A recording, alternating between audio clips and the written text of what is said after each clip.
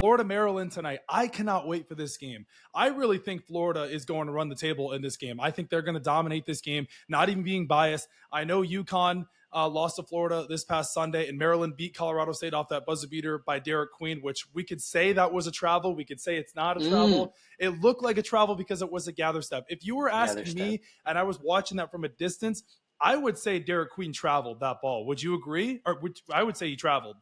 That's what it looked like, but it did. That's why this gathering thing, it's just too, I don't know. Well, it's what James Harden did in the NBA for a minute. They get away with it so much in the NBA, but now you watch it in college basketball. Like, I know they're more stringent on the rules in college basketball compared to they are in the NBA, but it looked like a travel to me. However, here nor there, Maryland, they beat Colorado State off a buzzer beater. They're a good team, but I don't think they're as good as the Gators. I'm not even being biased. The Gators are arguably the best team in the country. They're a well-equipped, oiled machine. They're experienced. They have the coach. They have the experienced players, the veterans. Elijah Martin, he's a transfer from FAU.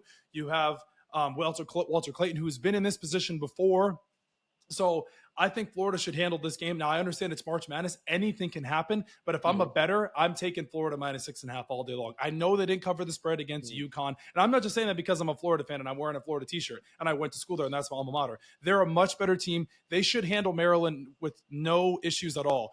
And the thing about the UConn-Florida game is UConn, I think, is a better team than Maryland. I understand UConn wasn't placed as a higher seed compared to Maryland coming into this tournament, but they have the experience. They have the coach. They've been in this position before. They've won 2 back-to-back national championships. So obviously they're going to give everything in their almighty power to make sure that they don't get blown out in that game. Was Florida sloppy in that game at times? Absolutely.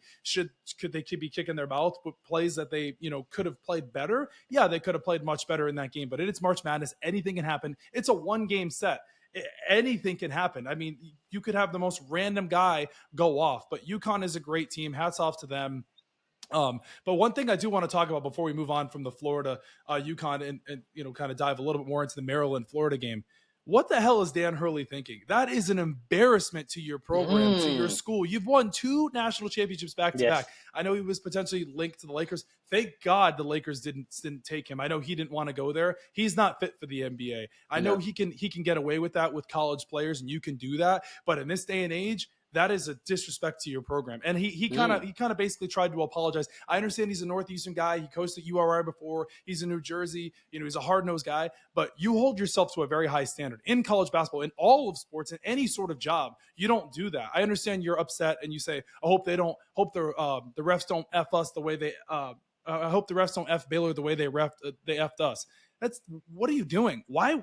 There's no reason to say that. I know he wears his heart on his sleeve. He's that kind of coach, and he's very aggressive, and he cares about his players. But like, after a while, it gets old. It's like it's fun when you're winning and you can get away with that, and But still, even then, it looks bad. I don't know.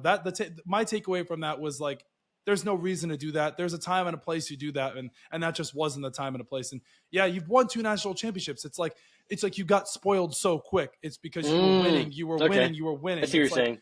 But when you do that and you lose, okay, you lost in a very close game. But how about hats off to the Gators? They played a great game. It had nothing to do with the refs. The Gators the refs had no imprint on that game at all. If anything, I had UConn winning. Florida got really. Yeah, I just chose it based off of what I knew last year. I know they won, but I also know they lost a lot of big players. I think one of them was a lottery pick to the Trailblazers.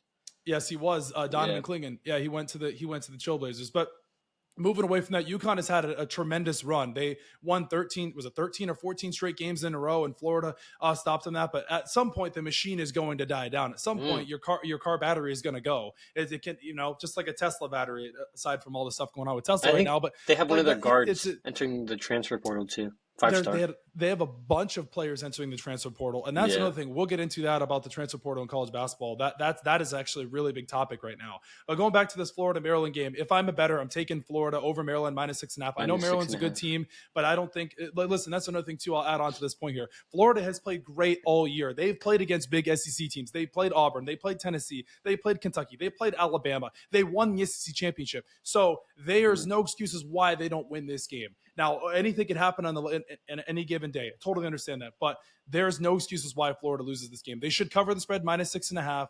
The Todd father, Walter Clayton, they're a well-equipped oiled machine. They have the experience. They're very deep. they get punched in the mouth like they did in that UConn game, and they come back even 10 times stronger. And if I'm a bettor, or if I'm betting on a team, Walter Clayton, he looks like Steph Curry out there for college basketball. If you're a bettor, or you're just a fan of the game, you love watching Walter Clayton play, man. He is built for March. So are your Gators the favorite to win the entire thing?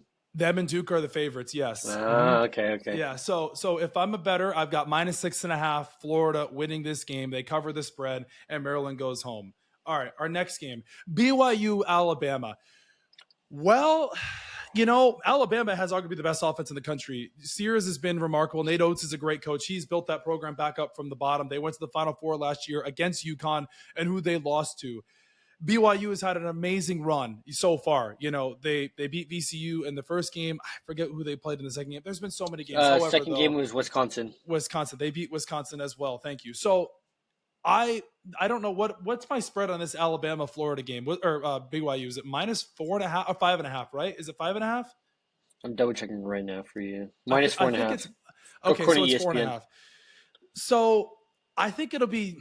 The one thing, Alabama's got a great offense. The only concern with Alabama is they don't play enough defense. But my biggest concern with BYU is, can they keep up with this Alabama offense? Because Alabama's got a great offense. Grant Nelson, Youngblood, Sears, they have the team. So if I'm a bettor, I'm definitely taking Alabama -4.5. Absolutely. I don't think BYU will be able to keep up with Alabama's offense. Now, I understand it's March Madness. Anything can happen. Upsets are always on the rise. But if it's a year like this, I see Alabama covering the spread. They're a more experienced team. I feel like Nate Oates is a better coach. I don't know a lot about BYU, but from what I watched them in the tournament compared to how I've watched Alabama play throughout this entire season and how they played in this tournament, I know they beat St. Mary's, and their first game was against was it Robert Morris, and they dropped 90 points. BYU is a good defensive team, but can they stop Alabama? Can they compete? Can they keep up? It's like in football, right? It's like we've got a great defense, but the offense is so much better, right? It's like, are you going to be able to match them points for points? I don't see that. We'll see. I think Alabama covers this game, and they move on to the Elite Eight. Arizona Duke. Woo! I know you're a big Duke guy. Oh my gosh. Huge. I hate to say this. I know Caleb Love was on UNC 3 years ago in the 2022 Final Four game, and they beat Duke. This is a total different Duke team. No, if it's not Florida winning the national championship or the March Madness, it's Duke. Duke is going to absolutely wipe the floor with Arizona. I'm sorry. Cooper Flagg doesn't even have to do a whole lot on this team. They've got Kneppel. They've got Malak. They have Proctor. Tyrese Proctor had 7 threes last game against Baylor. I mean, they ran them out of the gym. And the athleticism, the athleticism for Duke is remarkable. I mean, they're not as experienced as the Gators. They're not as experienced as a Tennessee, but their talent level and what they're able to do. And if Duke gets into a close game, that could be concerning, but I don't think Arizona has the firepower to keep up with Duke. And Caleb Love has been in this position before, like he was on that UNC team, but the spread I think is 9.5. Oh, I would take that 9.5 all day long, right? Is it 9.5? Double checking. Yep, 9.5. Yeah. So if it's not, 9.5. I would take that. I really would. I think they handle this game no problem. I think Arizona will try to keep up with them fast-paced in the beginning because I remember, Pac-12 style of basketball, previously Pac-12. But I don't think they'll be able to keep up with Duke. I really don't. Duke wins this game at least by 10 points. They might even win this game by 15. So if I'm betting on this game, I got Duke -9.5 moving on to Elite Eight. Yeah, dude, that team is so talented. I know some people are concerned because the ACC is the only team, Duke's the only ACC team left in this tournament, and they haven't played really anybody, or the ACC hasn't been that strong this year. Obviously, we saw Clemson lose to McNeese in the first round as an upset. And North Carolina lost to Ole Miss, which North Carolina should have never been in this tournament in the first place. That's a whole nother conversation. However, I have Duke winning this game. Give me the spread -9.5. I've got 3 favorites winning this game, but I'll give you a surprise for my next game tonight. Texas Tech, Arkansas. Give me the Arkansas Razorbacks to win this game outright and beat Texas Tech. Coach Cal. I love Coach Cal. I love what he's done at this program. And it's crazy you're saying you're picking another SEC team over a Texas Tech team. I don't know a lot about Texas Tech. However, Arkansas is very, very experienced with Coach Cal. Yes. I think these players believe, man. I really do. And let's just sit here and say, some people are like, well, should Arkansas have made the tournament? Should they not have?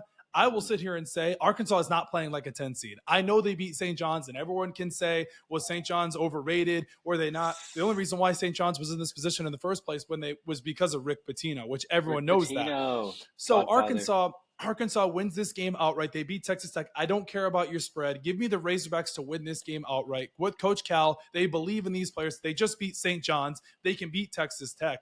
I think Texas Tech's a good team, but Arkansas can do it. And the spread is -5.5. Yep, give me Arkansas outright. And you know what?